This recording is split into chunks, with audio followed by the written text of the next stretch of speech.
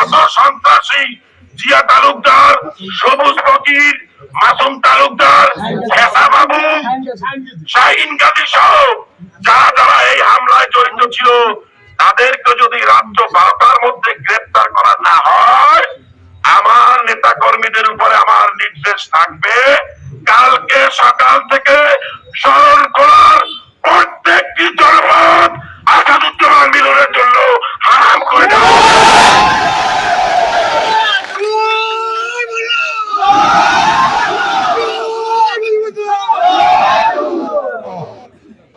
আমি আর বেশি কিছু বলতে চাই না। আজকে আপনারা চিন্তা করেন, উপজেলা চেয়ারম্যান হইতে পারে নাই শুধু আওয়ামী লীগের সেক্রেটারি, তাও আবার টাকা দিয়া